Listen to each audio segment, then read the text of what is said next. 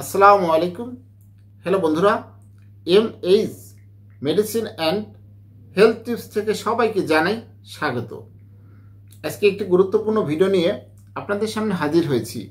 আজকে আপনাদের জানাবো মহিলাদের ব্রেস্ট ক্যান্সার বা স্তন ক্যান্সার এর লক্ষণ কি, কি লক্ষণ দেখে বুঝতে পারবো বা এর সমাধান কি।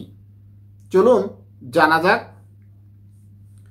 বিশ্ব স্বাস্থ্য সংস্থার হিসেব, বাংলাদেশে প্রতি বছর 15,000-এরও বেশি মানুষ ব্রেস্ট ক্যান্সার বা স্তন ক্যান্সারে আক্রান্ত হচ্ছেন। এর মধ্যে 98% নারী। তবে খুব অল্প সংখ্যক পুরুষও স্তন ক্যান্সার দেখা দিচ্ছে। স্তন ক্যান্সার নারী এবং পুরুষের উভয়ই হতে পারে, কিন্তু নারীদের বেশি হচ্ছে। স্তন ক্যান্সারটা কি, এটি আমাদের একটু জানা প্রয়োজন। বিশেষজ্ঞ চিকিৎসকেরা বলেছেন, বাংলাদেশে ক্যান্সার আক্রান্ত মানুষের সংখ্যা প্রতি বছর বাড়ছে, সেই সঙ্গে বাড়ছে স্তন ক্যান্সার আক্রান্তের হার।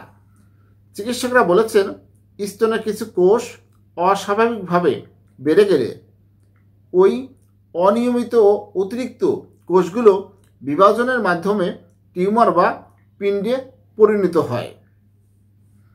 সেটি রক্তনালীর লসিকা ও অন্যান্য মাধ্যমে শরীরের বিভিন্ন জায়গায় ছড়িয়ে পড়ে। এই ছড়িয়ে যাওয়ার প্রবণতাই ক্যান্সার। বাংলাদেশের নারীরা যেসব ক্যান্সারে আক্রান্ত হন, তার মধ্যে স্তন ক্যান্সার অনেক বেশি। অনেক নারীরা আছে, দেখা যাচ্ছে যে লজ্জার খাতিরে এই রোগগুলো গোপন রাখে। এটা কিন্তু ঠিক নয়।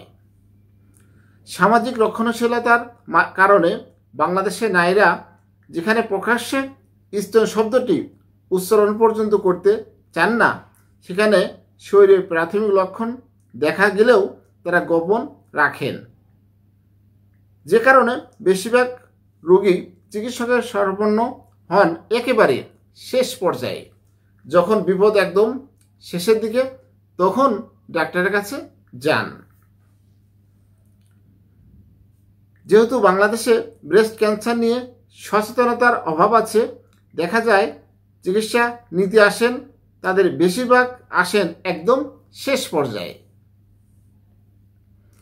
অধিকাংশ সময় তারা স্তনে একটি চাকা নিয়ে আসেন। অনেকে স্তনের বোটায় ঘা বা ক্ষত বা বোটার চারপাশে কালো অংশে চুলকানির লক্ষণ নিয়ে আসেন। কারো স্তনে বোটা দিয়ে দুধের মতো সাদা রস নিঃসৃত হতে থাকে।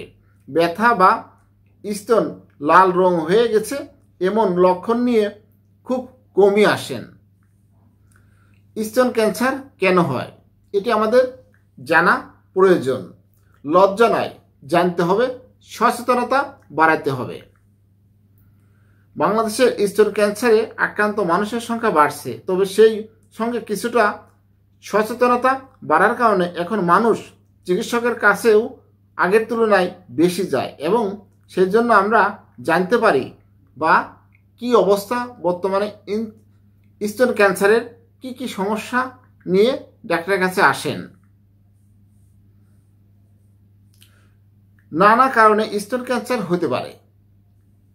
আমাদের জীবন ধারণের বা খাদ্যাভ্যাসে অনেকেই পরিবর্তন এনেছে, সেটি একটি কারণ।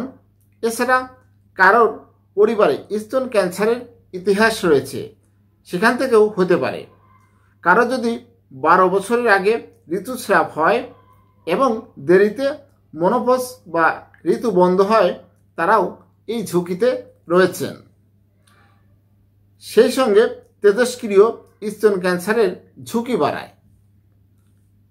একজন বিশেষজ্ঞ বলেছেন, দেরিতে সন্তান গ্রহণ, আবার যাদের সন্তান নেই বা সন্তানকে বুকের দুধ না খাওয়ানো, খাদ্যাভ্যাসে শাকসবজি বা ফলমূলের চাইতে চর্বি এবং প্রাণীজ আমিষ বেশি থাকলে এবং প্রসেসড ফুড বেশি খেলে এবং অতিরিক্ত ওজন যাদের, তাদের স্তন ক্যান্সারের ঝুঁকি বেশি।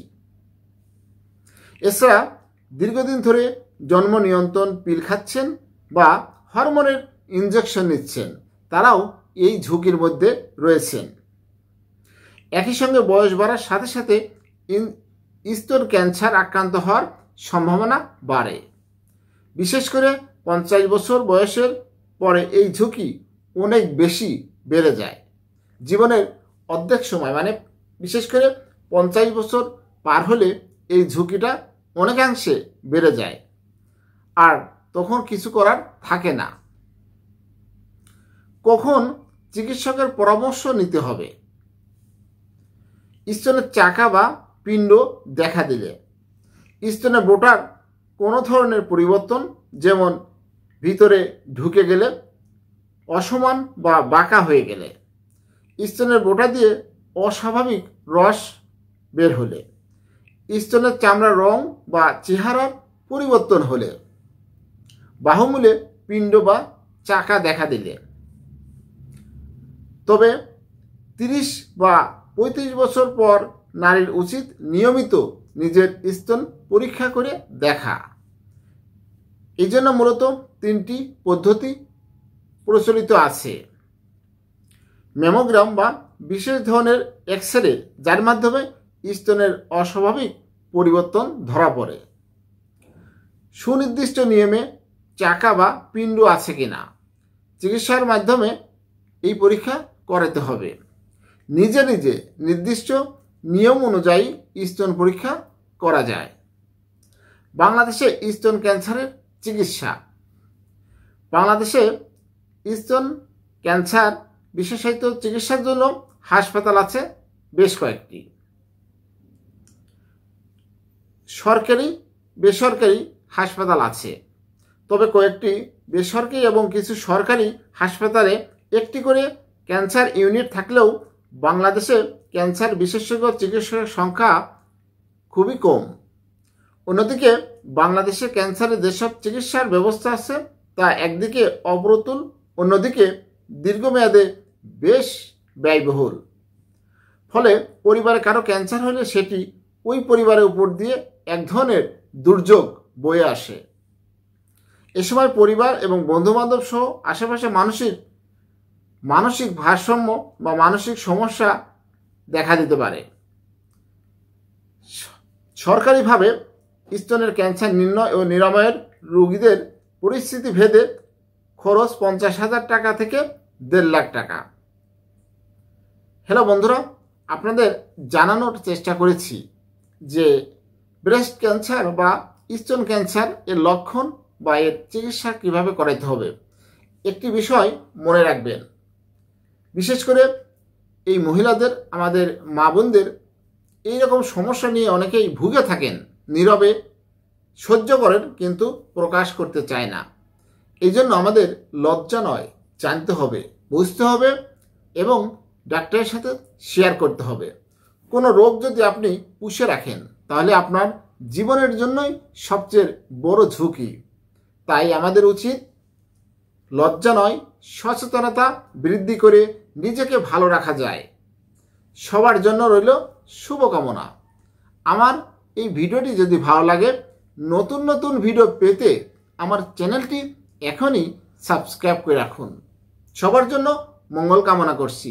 আজকের মতো বিদায় নিচ্ছি। ভালো থাকবেন। আল্লাহ হাফেজ।